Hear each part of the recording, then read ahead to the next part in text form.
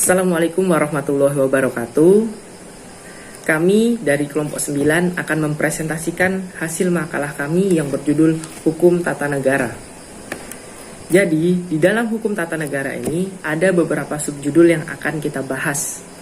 Yang pertama yaitu adalah pengertian hukum tata negara. Yang kedua yaitu adalah sumber hukum tata negara.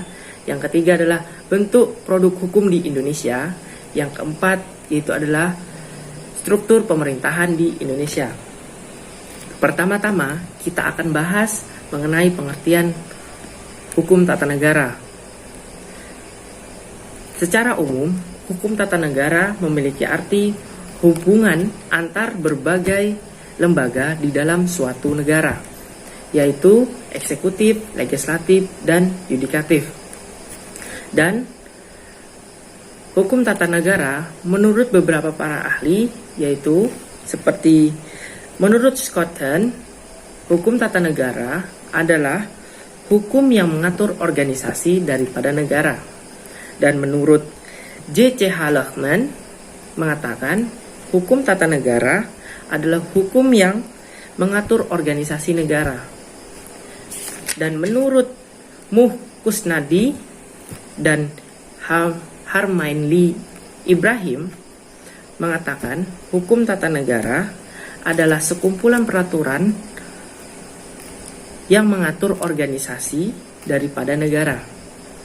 Dari beberapa pendapat para ahli tadi, Jimli Asidik menyimpulkan menjadi 4 definisi mengenai hukum tata negara.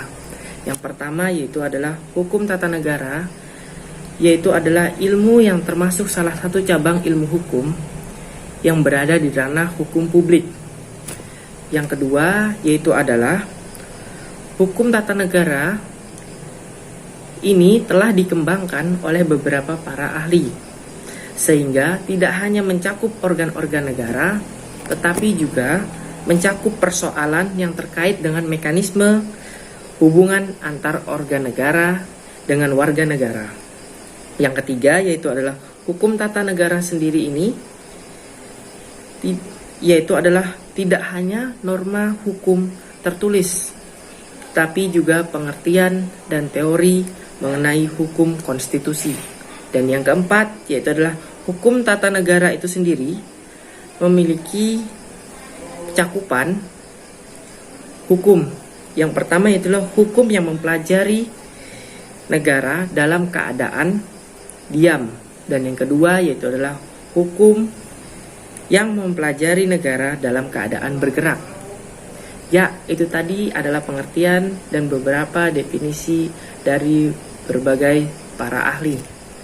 Dan selanjutnya yaitu adalah sumber hukum yang akan dijelaskan oleh Saudara Pendi. Ya, langsung saja kita ke materi. Yang pertama itu tentang pengertian sumber hukum. Sumber hukum adalah segala sesuatu yang berupa tulisan, dokumen, naskah, dan sebagainya. Dan yang kedua, beberapa pendapat tokoh-tokoh hukum di luar dan di dalam negeri. Saya mengambil 4 orang. Yang pertama itu Sajipto Harjo. Sumber hukum digolongkan dari 2 kategori, yaitu sumber-sumber hukum yang bersifat hukum, dan yang terakhir sumber-sumber hukum yang bersifat sosial.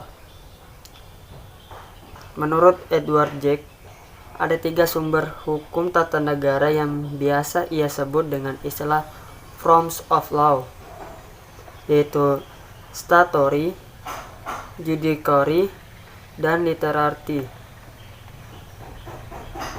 Yang ketiga, menurut G.W. Keaton, sumber hukum terbagi atas binding sources atau formal dan persuasive sources atau material. Nah, di kedua ini dia dibagi lagi. Yang pertama itu formal itu dibagi menjadi 3 dan material dibagi menjadi 2. Nah, kita ke formal dulu ya. Yang pertama itu ada kostum, legislasi, judicial, precedents. Nah, Terus yang di material ada dua. Yang pertama itu principles of morality or equity, dan yang terakhir professional opinion. Nah, pendapat tokoh hukum yang terakhir itu dia menjelaskan tentang pengertian sumber hukum formal dan material yang diambil dari menurut pendapat G.W. Keaton tadi. Nah, yang pertama itu sumber hukum material. Sumber hukum material itu adalah tempat di mana hukum itu diambil.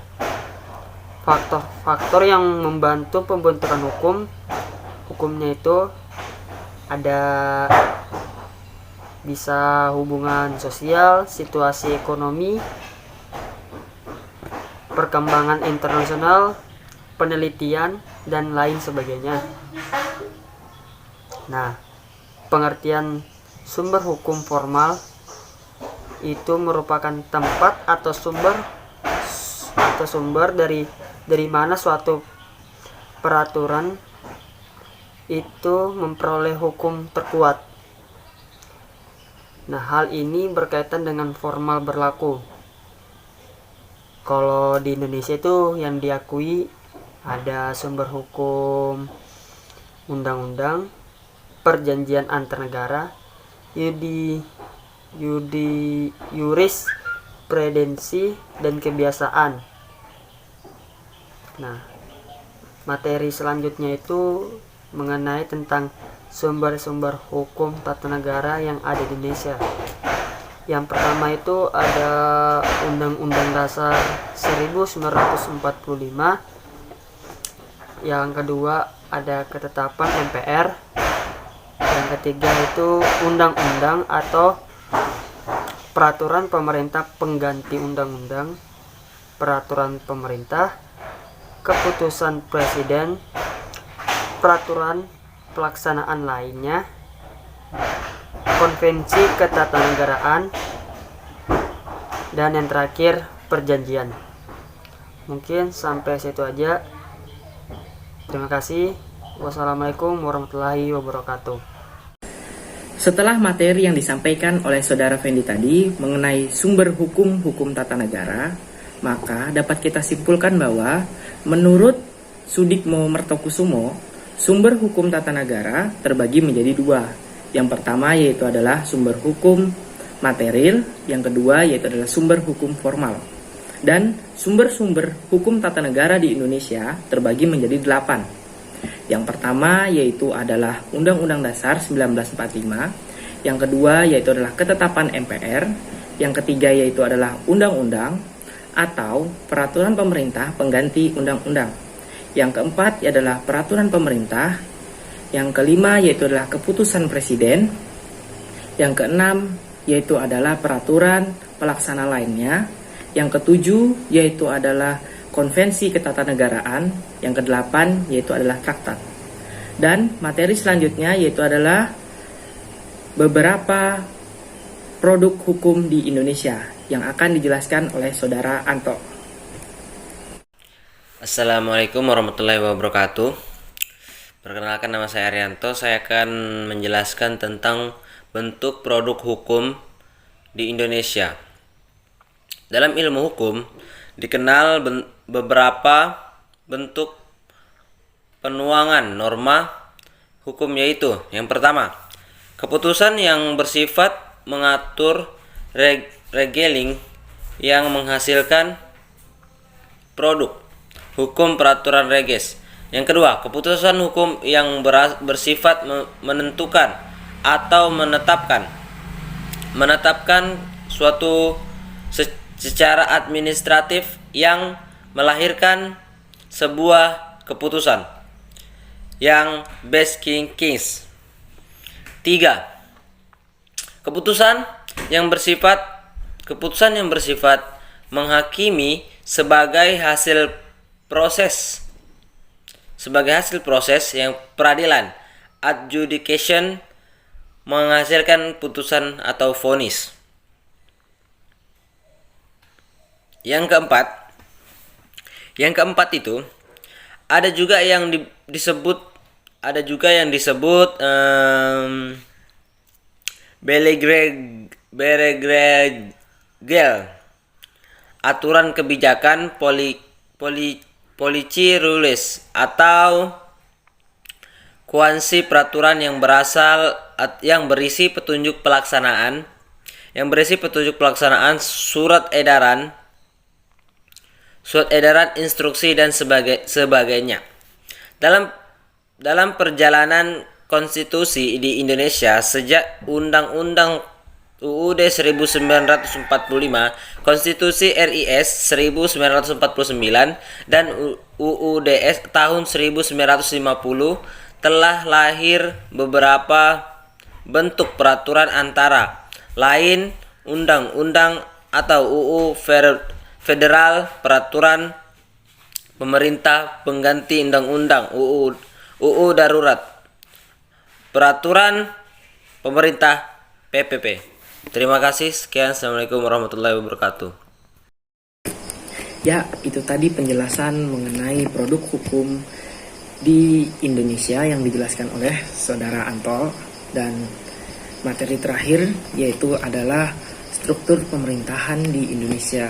Jadi, struktur pemerintahan di Indonesia sebelum amandemen Undang-Undang Dasar 1945 adalah terdiri dari MPR, yaitu Majelis Permusyawaratan Rakyat. Yang kedua adalah Presiden. Yang ketiga adalah Presiden. Yang ketiga adalah Dewan Pertimbangan Agung. Yang keempat adalah Dewan Perwakilan Rakyat dan Badan Pemeriksa Keuangan. Dan yang terakhir adalah Mahkamah Agung. Selanjutnya, setelah amandemen Undang-Undang 1945, maka struktur pemerintahan telah berubah dan bertambah, yaitu Dewan Perwakilan Daerah, DPD, Mahkamah Konstitusi, MK, dan Komisi Yudisial, yaitu KY. Dengan melihat perubahan itu, maka akan terlihat bagaimana komposisi keanggotaan dan tugas masing-masing dari setiap lembaga, dan berikut penjelasan mengenai beberapa fungsi dari lembaga-lembaga tersebut. Yang pertama yaitu adalah struktur organisasi, fungsi, dan kewenangan dari MPR. Jadi sebelum dilakukannya amandemen terhadap Undang-Undang 1945, maka komposisi keanggotaan MPR terdiri dari anggota DPR, hasil pemilu ditambah dengan anggota utusan daerah, dan utusan golongan bukan hasil pemilu. Namun setelah amandemen, maka keanggotaan MPR berasal dari anggota DPD dan DPR dan seluruh hasil pemilu.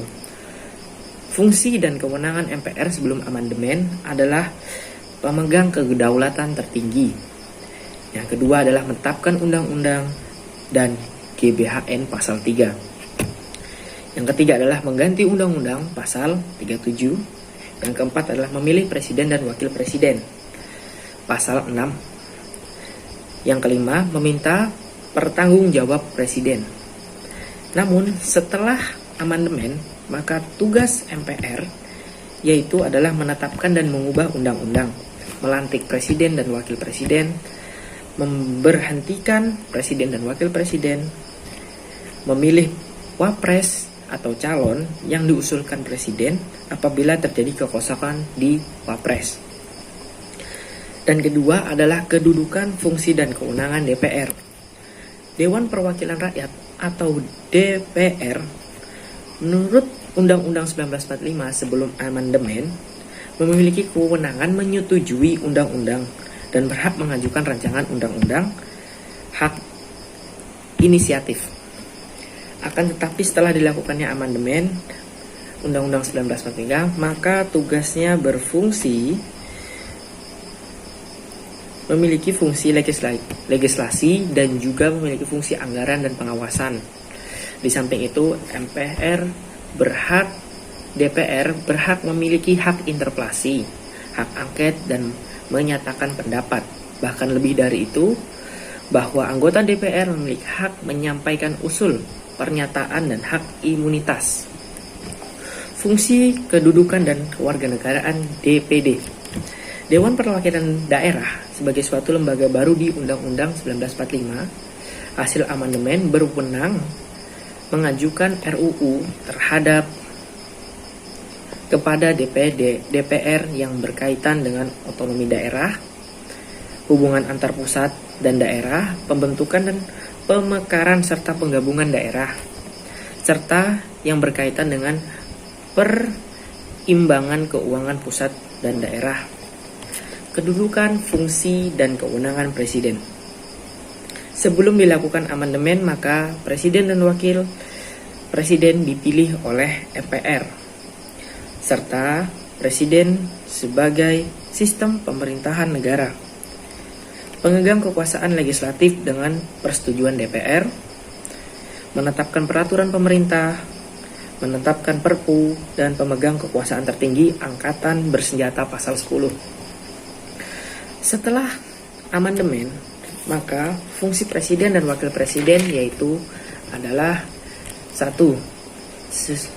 Presiden dan Wakil Presiden dipilih langsung oleh rakyat. 2. Masa jabatan Presiden hanya 5 tahun serta dibatasi maksimal 2 periode. 3. Presiden hanya berhak mengajukan RUU dan ke DPR pasal 5 ayat 1. Keempat, tidak bisa membekukan dan membubarkan DPR. Mengangkat duta dan menerima duta dari negara lain dengan pertimbangan DPR, memberi gerasi dan rehabilitasi dengan pertimbangan MA, memberi amnesti dan abolisi dengan pertimbangan DPR. Dewan Pertimbangan Agung. Kedudukan, fungsi dan kewenangan DPA sebelum amandemen yaitu adalah berhak mengajukan usul kepada pemerintah dan bertugas memberi jawaban atas pernyataan Presiden. Selain itu berfungsi sebagai lembaga pertimbangan dan atau penasihat bagi pemerintah. Pasca amandemen, Presiden berhak membentukkan Dewan Pertimbangan yang bertugas memberikan nasihat dan pertimbangan kepada Presiden. Badan Pengawas Keuangan. Badan Pengawas Keuangan sebelum amandemen bertugas memeriksa tanggung jawab keuangan negara. Namun setelah amandemen, maka tugasnya yaitu adalah untuk memeriksa pengelolaan dan tanggung jawab tentang keuangan negara. Diadakan satu badan pemeriksa keuangan bebas dan mandiri. Yang kedua, hasil pemeriksa keuangan negara diserahkan kepada Dewan Perwakilan Rakyat, Dewan Perwakilan Daerah, dan Dewan Perwakilan Rakyat Daerah sesuai dengan kewenangannya. Yang ketiga, hasil pemeriksaan tersebut ditindaklanjuti oleh lembaga perwakilan atau badan sesuai undang-undang. Yang ketujuh yaitu adalah Mahkamah Agung. Kedudukan MA sebelum amandemen adalah pemegang pelaksana tunggal dan pelaksana kekuasaan yudisial dilakukan bersama dengan Mahkamah Konstitusi. Mahkamah Agung juga melakukan pengelolaan lembaga-lembaga peradilan umum, agama, militer, dan tata usaha negara, pengadilan pada tingkat kasasi, dan berhak melakukan judicial review atas peraturan undang-undang di bawah undang-undang terhadap RUU, terhadap UU. Komisi Yudisial. Fungsi, kedudukan, dan kewenangan Komisi Yudisial dengan amandemen dalam pasal 24 pertama yaitu adalah anggota Komisi Yudisial diangkat dan diberhentikan oleh Presiden dengan persetujuan DPR. Yang kedua adalah berwenang mengusulkan calon pengangkatan Hakim Agung kepada DPR dan mempunyai kewenangan lain dalam rangka menjaga dan menegakkan kehormatan, keluhuran martabat serta perilaku hakim. Yang terakhir yaitu adalah Mahkamah Konstitusi sebagai MK yaitu adalah Mahkamah Konstitusi merupakan lembaga baru dalam sistem ketatanegaraan di Indonesia. Tugas-tugasnya itu adalah melakukan judicial review atas UU terhadap Undang-Undang Dasar. 2. Memutuskan sengketa kewenangan lembaga negara yang kewenangannya diberikan langsung oleh Undang-Undang Dasar pasal 24C. Memutus pembubaran parpol pasal 24C. Memutus perselisihan tentang hasil pemilu pasal 24C. memberikan keputusan atas pendapat DPR atas dugaan pelanggaran oleh Presiden dan Wakil Presiden. Judicial review itu dilakukan karena undang-undang itu bertentangan dengan undang-undang. Jika peraturan itu di bawah UU, peraturan dikeluarkan ditetapkan oleh institut penjabat yang tidak berwenang. Peraturan ditetapkan dengan cara menyimpang dari tata cara pembuatan yang lazim. Peraturan terbukti dibuat dengan maksud bertentangan dengan hukum dan kepatuhan. Ya, itu tadi adalah beberapa mengenai sub-sub judul dari hukum tata negara. Itu saja yang dapat kami sampaikan. Kurang lebihnya kami mohon maaf jika ada salah-salah kata dalam penyebutan atau penjelasan yang tidak jelas dalam pengucapannya. Ada nama-nama yang kurang pas didengar di telinga, mohon dimaafkan. Kurang lebihnya kami kelompok 9 mohon maaf. Terima kasih telah menonton video ini. Wassalamualaikum warahmatullahi wabarakatuh.